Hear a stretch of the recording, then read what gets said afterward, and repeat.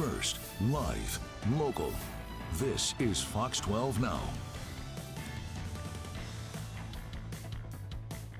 And welcome back to Fox 12 Now. I'm Greg Nibler, as always. Thanks for joining us here today. For this segment, we're going to be talking about your opinions. I'm talking about the opinions of Oregonians about a number of different things. That includes your opinions on how the state is going, what's most important to you. We're going to talk about your opinions of political figures, whether that's Governor Kotek or Joe Biden or Donald Trump or just political leanings. We're going to talk about the housing crisis, a lot of things there. And that's because we have some amazing data back from polling that DHM Research does. And I want to emphasize that this is data.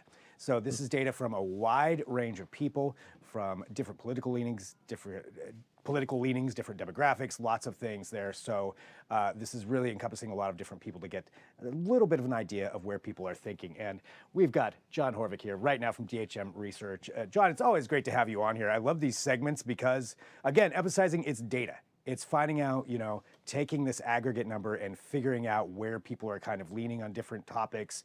And, maybe for everybody, if this is their first time seeing a segment for you, could you explain how you go about getting this data? Sure. Well, at DHM Research, we conduct surveys of Oregonians on a fairly regular basis.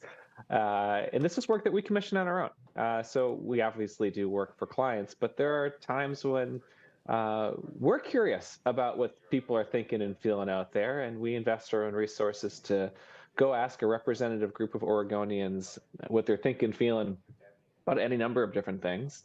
So this is a survey of 500 Oregonians from across the state that's reflective of all those key demographic variables. So geography, age, gender, political ideology, education, race, all that, those criteria. We reach people a lot of different ways, and there's different surveys where we use different tools. This survey was conducted online, and we're able to reach a lot of folks and do so in a way that it's going to be balanced and representative of the state. And then we share the results. Public. Yeah, which is great. And I think that's one thing too. I mean, I always want to emphasize that, this is all of those different factors that you put in there to figure out where people are. And should we start off? Let's talk about some of this data, because I know there's a lot to go through here. I think this was one of the first ones that you showed, I believe. Yes, satisfaction with the direction of the state. So pollsters like me love to ask this question. Are all things considered, is the country or the state or your city, in this case it's the state, but is it heading in the right direction, or are things off on the wrong track? And we've been in business since 1977. So 46 years, and over those decades we've been asking this question. Now, my digital archive only goes back until about 2001. But I've gone through and pulled out every single survey we've ever asked this question of Oregonians. It took the average for every year. We can just sort of see how the mood has changed over time. At the end of this graph here, the 2023 numbers, we see that 28% of Oregonians this year have said that the state's heading in the right direction. Now, that incorporates several surveys. So the survey we'll talk mostly about today comes from August. This number here incorporates several surveys throughout the year, but we can see we sort of bottomed out in 2022. And, the 28% number is not good. Yeah. If we look historically, it's real close to the bottom. And we've been as high as 60%. A few years ago, we were in the mid 40s. We know why sentiment has turned so sour. It really is concerns about homelessness, concerns about cost of living, concerns about crime. And that's what's driven the negative attitudes. But we're in a difficult spot right now. At least things aren't getting worse. It seems like we're up 1%. We're up 1%. But this incorporates about 300 surveys over this 2 decades periods, and so it's a really rich source of data. And I think you might have it, Greg. There's something really important beneath the surface here. And that is, if we take these same surveys and we break it out by party, so Democrats, Republicans, and those non-affiliated voters, that's that yellow line. That non-affiliated line includes third-party voters too, but the bulk of it is people who don't associate with the party. And what's so fascinating to me about this is if we look back early in this period, Democrats and Republicans, non-affiliated voters, basically saw and felt similarly about the Yeah. state. And then around 2007, 2008, 2009, the differences explode. And so even if we can look at that number, the total statewide number, things go up and down. Some of that's driven by the economy. Sometimes it's driven by sort of the issues I just talked about with crime and homelessness, whatever. But below the surface, we are a state that has been torn apart by partisanship. There's some other variables too where we see these sorts of big divides, like geography, but it's just really stark, and we can see when it happens. It really the big sort of gaps begin to form in 2007, 2008, and then have really exploded and been consistent since then. So the Yeah. little bit, the kind of the leveling out, or the even just a tick up this year, it's really driven by Democrats, non-affiliated voters, while Republicans continue to fall. So Republicans are just at 9% of Republicans that the state's heading in the right direction versus 51% of Democrats. And we do see a little bit of bump up there for our non-affiliated voters. So like there's the total number, but underneath the surface, there's a lot happening. Yeah, that's remarkable, taking a look at 2001, just how different it was. Where, yeah, as you mentioned, there's still a difference there, but it's not much. I mean, it was 58 to 68% for, and then right in the middle for the non-affiliates, and then just such a huge, stark difference there of how people feel, and continuing to do that. Only 9% of Republicans, their perception about Oregon is good. So that's just wild. I know we have more data here that you mentioned some of the factors that could be driving some of those opinions, and that's what I think we're looking at right here. Right. So this is a question we ask open-ended. So we allow people to say anything they want. And the question is, what's the most important problem facing Oregon today? And people write what they think. We read all the comments, every single one. We put them into categories that we think make sense. And this is a question that's asked pretty frequently too. And I just put some comparison here to 2001, so you can see, at least in the short term, how things have changed. Now, I always counsel clients when we show numbers like this, that when a question is open-ended, people can say anything they want.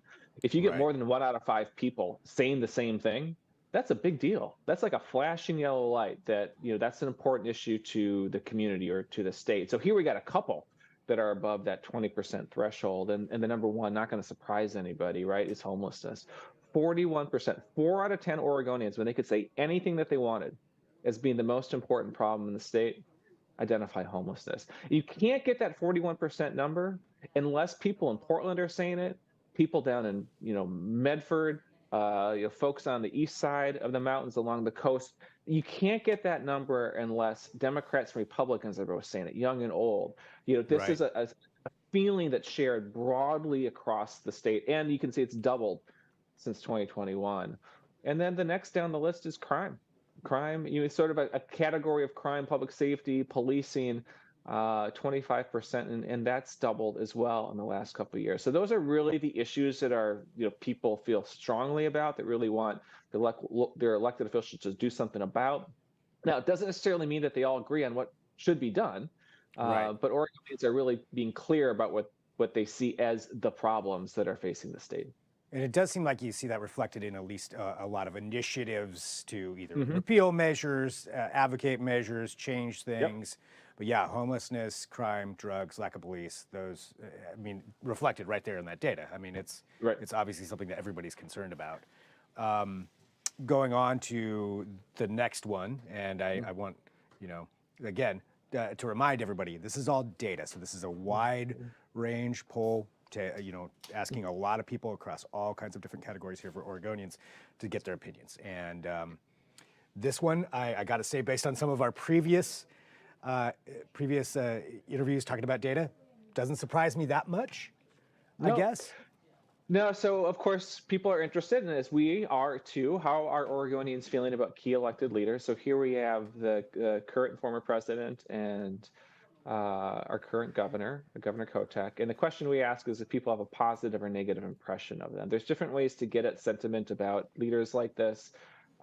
This is positive or negativity. This is not necessarily about their job performance. That would be another way to ask the question, how do you rate how someone is doing in the office that they hold? And they correlate very highly together, but it is slightly different. So people could feel that, say, Governor Kotek is doing a good job, but they don't really care for her as a person. That's a possibility, but usually these things are line up.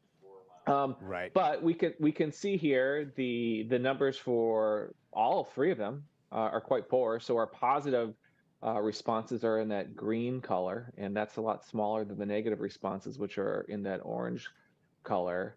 I would call out, in addition to the sort of the overall positive or negative sentiment, the dark orange, that's the very negative feeling. Look at for Hmm. Joe Biden, 37% of Oregonians don't just have a negative opinion, but have a very negative opinion about him. Wow. And But then 53% for Trump. 53, a majority of Oregonians hold a very negative opinion about Donald Trump. Now, it's interesting if you, I don't have a slide for this, but if you look at underneath the data, Democrats, about 80% of Democrats have a positive feeling about Joe Biden. Only about 65% of Republicans have a positive feeling about Trump, which is somewhat different than we see nationally, but it does fit. You know, Oregonians just have been less enthusiastic about Trump compared to other parts of the country, and that shows up here. The other big thing is that number for Tina Kotek. I think that her overall positive numbers are in the low 30s, but big caveat with that is about 1 out of 4 Oregonians don't have an impression of her. Right. The truth is that most people across the country now just pay a lot more attention to national politics than they do state or local politics. And so the fact that a first-term governor in the first sort of 8 months or so of her time in office that folks are don't know where they sit with her Right. is not particularly surprised. But it means it pulls down those positive sentiments, right? There's less room for those positive feelings because people are just saying, I don't know yet. And Yeah. if you go, oh, I'm sorry. Oh, no, go ahead. Go ahead. So if you go next, so we can put this into context. Like, how does this Yeah. compare to the past? So here are just some numbers from, Governor Brown over her tenure in office, and then Kotek. You see, the Governor Brown started at about 50% positive when she first came into office, and then her positive sentiments eroded to 31% by the time she had left. By the time she had left, according to some polling, that she was the least popular governor in the country. I was going to Then you say can see that seems like that's something that we talked about before of just Yeah. Brown and Kotek, Governor Kotek, just Yep. having some of the lowest ratings in the country. Kotek and kind of some of the early national polling. I mean, national, but I mean, there's statewide polling for all 50 states. And some of that early work, Kotek was also at the bottom of governors. You see some up and down there for Kotek. Again, the reason that her positive numbers are lower now is because rather than rating her positive or negative, more Oregonians are saying, I'm unsure. And Right. so that's what's driving that more than negative sentiment increasing. It's uncertainty that increased, and that's her up and down there. But she's about where right now where Brown was when she left office, and that was a tough place for her to be. And then if we just And look I at did. I kind of jumped ahead yeah, there just a yeah. little bit. Sorry. Our presidents, we can see that Biden's positivity has eroded over time, as it has nationally too. But there's Right. still a fairly substantial gap between him and Donald Trump now and when he was in office. And again, that's reflective of Oregon. We're not very happy about our elected leaders, but we still lean Democratic. Right. And that's enough for Democrats to be successful at the ballot. Right, less negativity than that, but I mean, it's I think it's remarkable just looking at all of this data, this consistent negative impression about everything, about the state of the state, about all these political leanings. Doesn't even matter which one it is. It's just such negativity that's going there compared to 2001, where it seemed like everything majority actually generally had a pretty positive outlook. Yeah. I like to say in 2001, you were walking down your neighborhood street, visiting some place in Oregon, and you just met somebody, maybe you met them at the bar or whatever. Odds are they were feeling pretty good about things. Odds are that they said, hey, this Oregon is a great place I want to be. Things are going well. Now it's rare. Right.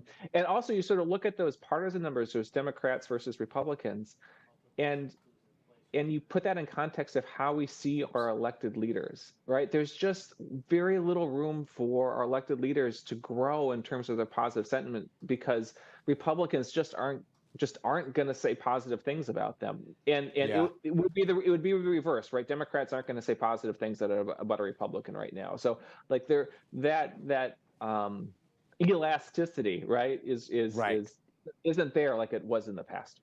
Yeah, it just seems like it's pretty hardened in there as far Yeah. as what those opinions are going to be. Yeah. Continuing on, we're talking about the data. I know one of the other things that you took a look at are we mentioned some of the big things that people have concerns with homelessness being the number one concern, followed by those other ones. And I know we've got some data on that that you had here. Let's see. Excuse me if I'm pulling up the wrong one. We've got a lot of data that we're going through. I'm just going to tell everybody if something wrong gets pulled up, that's on me. There we go. One more. There we go. So we housing's been a big concern for Oregonians for a while now, and it's just an important aspect of people's lives, whether or not they can afford the roof over their head. So we've been tracking a couple different questions just to look at affordability, housing affordability, how housing stressed are people feeling, and here one way we do it is to give people this definition that the Department of Housing and Urban Development uses to define what affordable housing is, and that's paying more than 30% of your household income on housing. So we just ask, given this definition, do you consider your housing affordable or not? And that gray line in the middle there, that's the overall number for the state. And so, if we look back to 2016 on the far left of the graph, 29% of Oregonians said that their housing was not affordable. We're up to 42% now. So that's a fairly substantial increase over the course of those 7 years. But what we've done here is I pulled out renters and homeowners because there's such a difference between those two groups. So if we look at the 2023 numbers, 57%, a clear majority of renters tell us that their housing is not affordable. Renters tend to be younger, they tend to be lower income. And so it's not surprising that renters would feel more stressed because you're starting from a different financial base. Now, renters did increase from 21 to 2023. So we do see that from 49 to 57. The thing that I'd call out, though, really is homeowners from 21% to 35%. That makes sense, right? If housing cost of new homes has increased considerably, and then the mortgage rates have increased so much as well. So homeowners are less stressed than renters, but they have seen a bigger uptick in lack of affordability over the course of the last couple of years. Yeah, that's definitely an increase, and as you mentioned, some of the reasons for that are happening, and that's something that's reflected in a lot of places where people are concerned about even housing prices, all of that, mortgage prices, interest rates, everything going up. So even with the homeowners, with that, so yeah, certainly a huge concern. And there was one other one in here too that you brought up, which I thought was a really fascinating study here. Yeah, so we asked this question.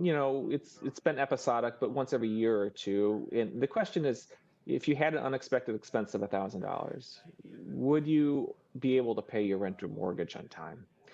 And here again, we can see like the gray, that's the overall number. 39% of Oregonians say, God, if I had that unexpected expense, I wouldn't be able to pay my rent or mortgage on time. That's 4 to 10 Oregonians. That's a lot. And people have $1,000 expenses all the time.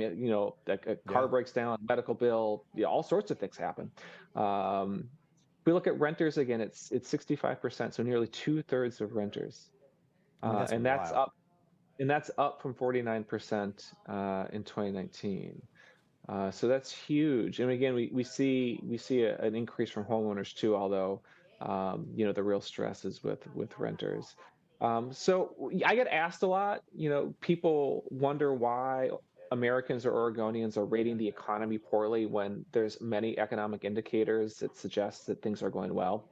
For example, the unemployment rate is at historic lows. And that answer is complicated, and housing isn't the full explanation for why, but it's a big part of the reason why, right? If you are a renter and 2/3 of renters are looking at their bank account and saying, boy, I'm on the edge. I wouldn't be able to hit my rent next month if something comes up. It's not unreasonable for that sort of person to say, no, the economy's not in good shape. I'm concerned. You're a homeowner and you see those interest rates rising and your housing affordability has declined. Again, jobs are plentiful, but if I can't afford the roof over my head, it may not seem like a very good economy. Right. If $1,000 could, completely ruin, you're not able to pay your mortgage, not able to pay your rent. I mean, for them, their personal economy is bad, regardless of what the national indicators are. So, it's just so much data to go through, and so interesting seeing where people are at. And obviously, I think the general opinion is people are unhappy. based on this data, is what I'm gathering from that. Anything else that you took away from this that you want to share with them? Well, the only thing I might say is like it's really easy, and I can do it, to look at these numbers and paint the most negative picture. Yeah. I will also sort of put on my naive hopeful hat, and that is in 2001, 60% of Oregonians said that the state's heading in the right direction. That's a place we've been. That's something we can create again for ourselves. And let's not lose sight of that Right. and do the work together to try to get back to that place, because it's within our capacity. Yeah, that's a very good outlook. I like that. I like that outlook absolutely there. So that is something to attain, to get back to that level. Well, John, thank you very much for joining us and doing all of this hard work and getting us all this information. And I want everybody to know about DHM as well, where they can go analyze this data more on their own. Yeah, dhmresearch.com. We'll have a webpage up that has all sorts of historical data that we've had. You'll find it on our blog. Go check it out. All right. John, thank you so much. As always, so great to have you on here. Thank you. And for everybody joining in, this is Fox 12 Now. We are live here every weekday, starting at 1 p.m. and then throughout the afternoon with various different things that we get to talk about on here, including going over this analysis of how Oregonians feel. If you want to watch this segment or any of our other segments, you can head on over to our Fox 12 Oregon YouTube channel or our apps or our website. Those are also the places where we're live. If you're on our social media channels, I'm sure there's comments already that are coming in about what we just talked about, so feel free to drop those on there. And as always, appreciate you joining this show. All right, I'm going to sign off right now. I'm Greg Nibbler. This is Fox 12 Now.